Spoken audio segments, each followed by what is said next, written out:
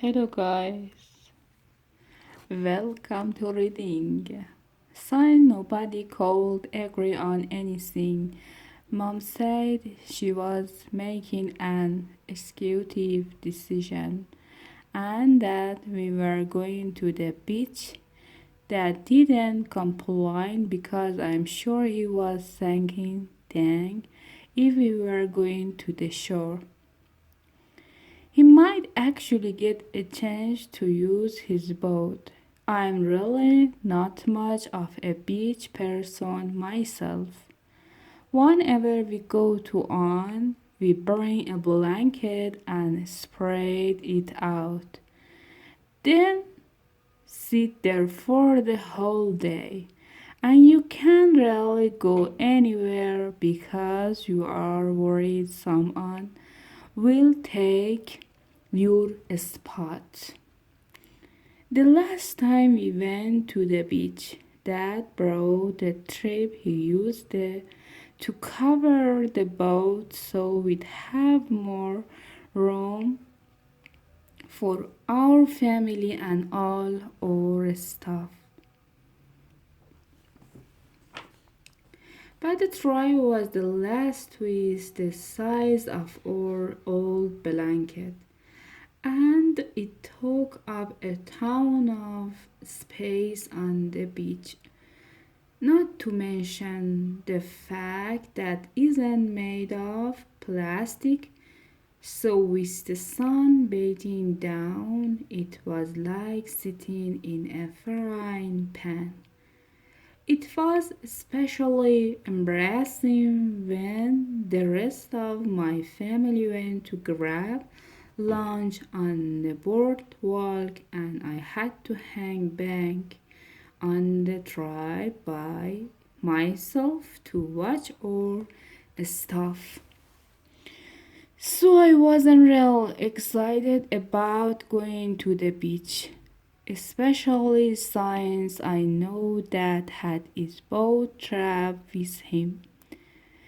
The beach was a few hours drive away, so I decided to take a nap until we got there. And believe me, with all the junk piled up in the back of the minivan, it wasn't easy.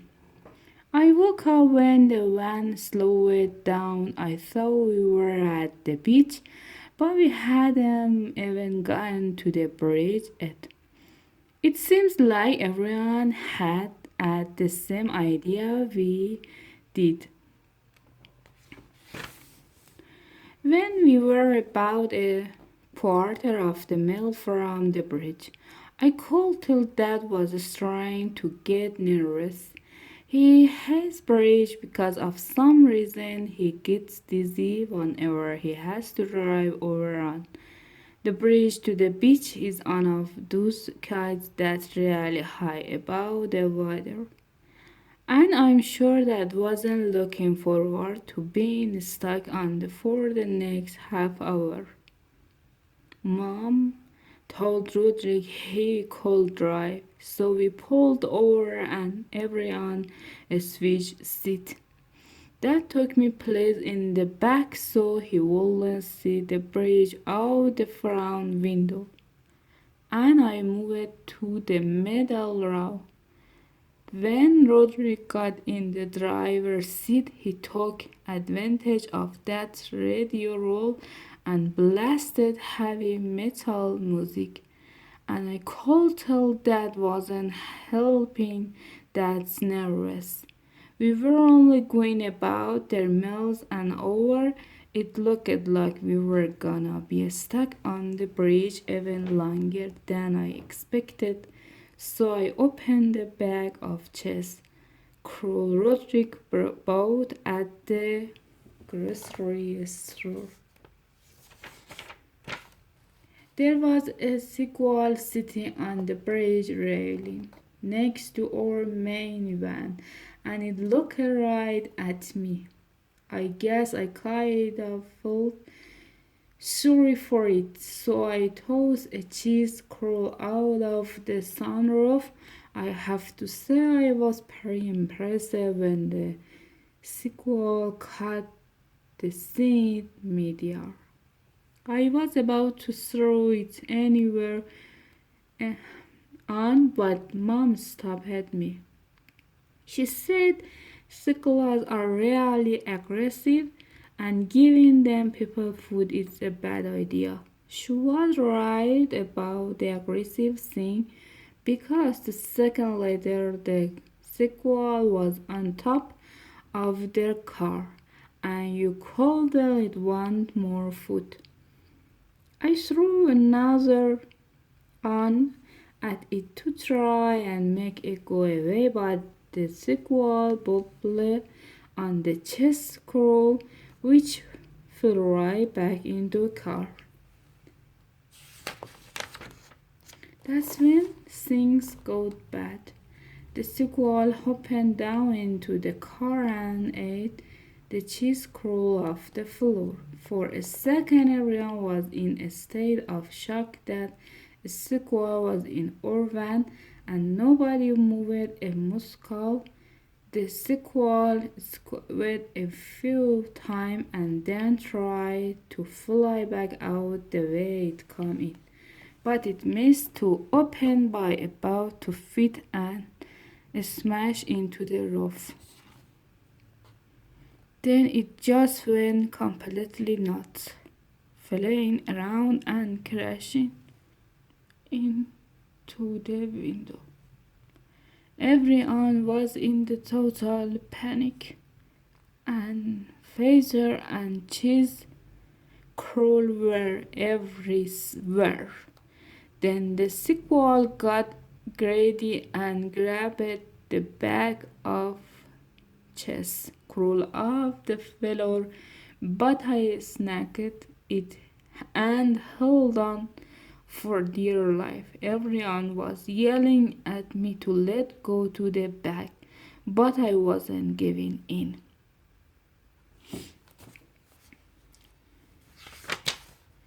Finally, the sequel bade me an oar tug out where and flew straight up through the sunroof, taking the cheese crawl with it. But the sequel didn't get far with the bag. About their quarters of the cheese crawl ended up back in the minivan, and from there it was a total no matter.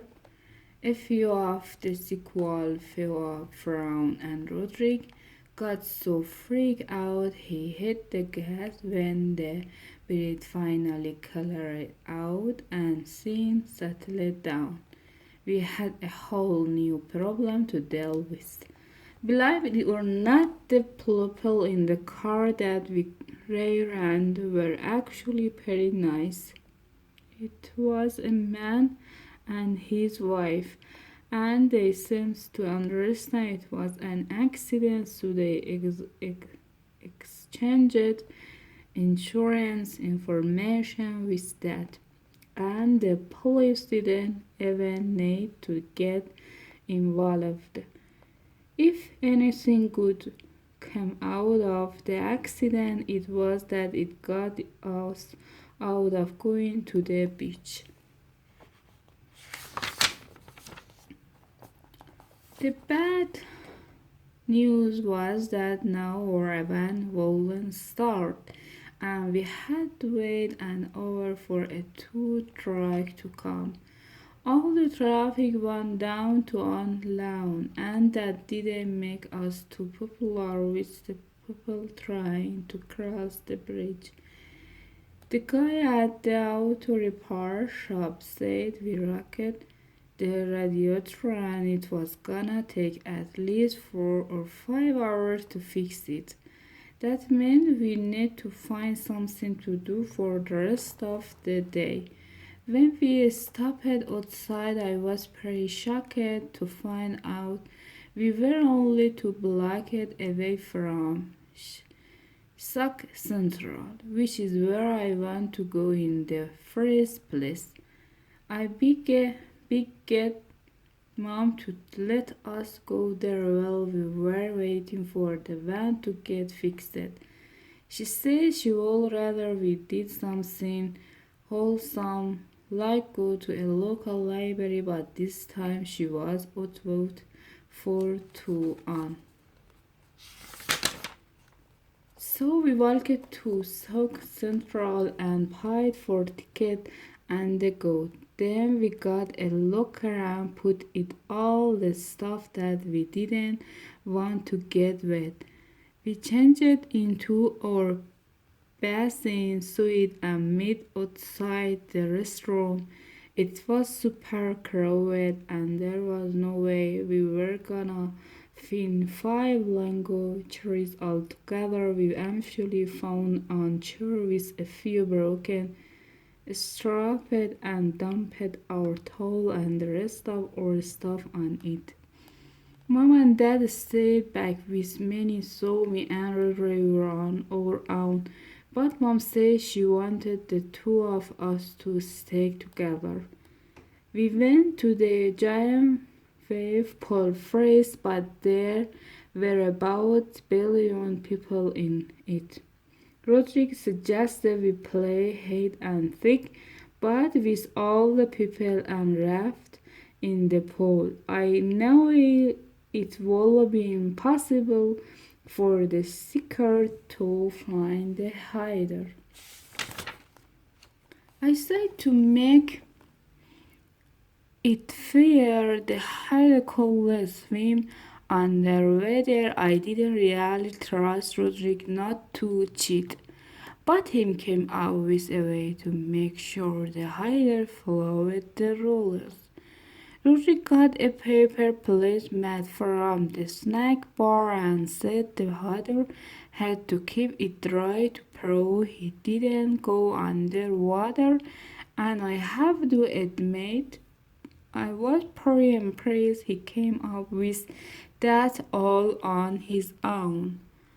I volunteered to be the first hider and found a spot at the far end of the pool where I knew Roderick would have trouble finding me. What I didn't know was that Roderick had written something on the policemat before giving it to me. Unfortunately, everyone around me noticed before I did. What he wrote would have been had bad enough on its own, but the misspelled word somehow made it worse. I'm wearing green suit. Yes. And even more embarrassing was when the lifeguard got down from her chair and told me I had to get out of the pool. When it comes to Rodrigo, I've gotta learn never to trust him, especially at the water park. It was done with Rodrigo left the policeman thing and didn't care his mom said we need to stay together. I left him in behind and went to the water slide by myself. I hadn't realized how long the line was until I got halfway up the start. By the way, then a ton of people were behind me and there was no turning back. So I was packed in with these people until I got to the top. It was really hot and people were starting to get agitated by how slow the line was moving. Then the kite right behind me poked the lady in front of me in the back with a pole noodle and she thought it was me. So then I had a friend to deal with. I really didn't want to get into a fight over something like this, but luckily it didn't come to that. We were at the top of the stair and it was time to go down the slide. Unfortunately, the raft was a four-stair which made things pretty awkward on the ride down. The slide emptied out into an area where there were a ton of rafts. which was great because it gave me a chance to hide from that woman and her boyfriend. I went around the lazy river twist to make sure I'd lost them. I'd had enough with the waiter after that, so I went back to our long chair to get my clothes. But the chair was going and all our stuff was laying in the pile on the ground. I found the rest of my family at the snack bar getting lunch and told them what happened with our long chair. Mom said it wouldn't be hard to figure out who took it because of the broken strap. We spread out the look for it, and I searched the area by the wave pool. Sure enough, our long chair was there, but I couldn't believe who was sitting in it. I don't know what the odds are of the rounding into the same people again and again, but this was starting to get ridiculous. I figured it was best so just let two bardos have our long chair and not make it into big deal. So when I got back up with my family, I pretended I didn't have any luck finding our chair. By now our food was getting cold and we still didn't have anywhere to eat. We eventually found a place to sit behind the snack bar. Everyone seemed ready to leave after that. Mom asked for the key to the locker so she could get our stuff, but I called her I didn't have it. She said she had given me the key, but I threw both pockets of my bathing suit inside out of proof they were empty. I was pretty sure she'd given the key to Roderick, but he said he didn't have it either. Everybody searched themselves for the key, but we all came up empty-handed. This was a huge problem because Mom and Dad's cell phone and bottles were in that locker, so we couldn't leave until we found it. We went to an employee at the front counter and told him we lost our key. But when he asked what our locker number was, none of us could number. There were hundreds of them and they all looked exactly the same.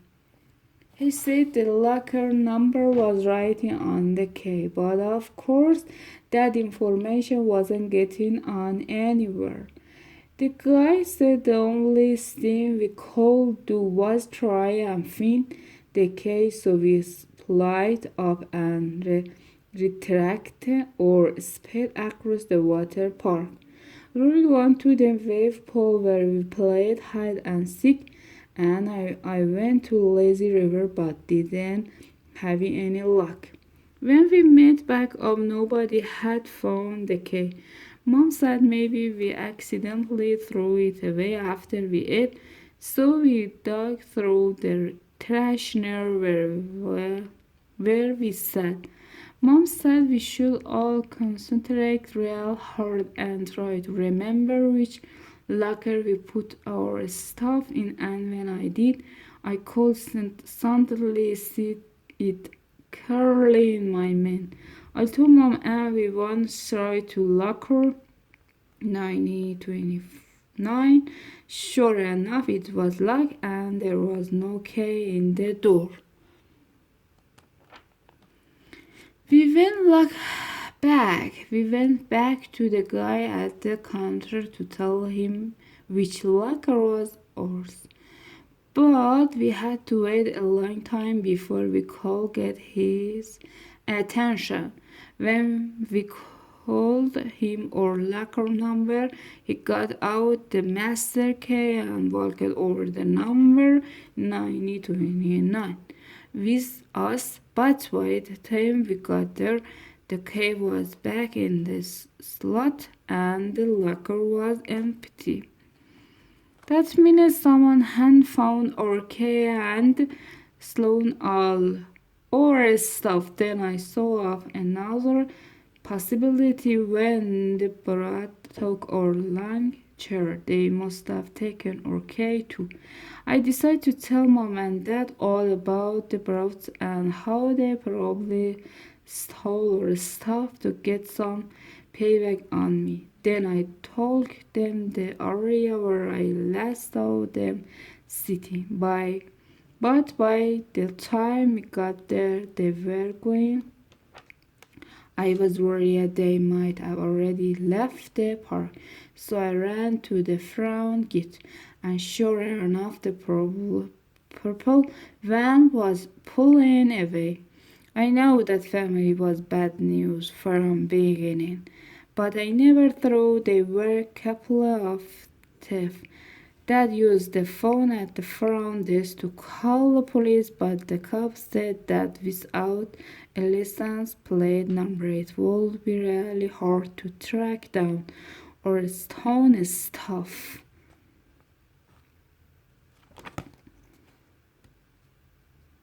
Goodbye.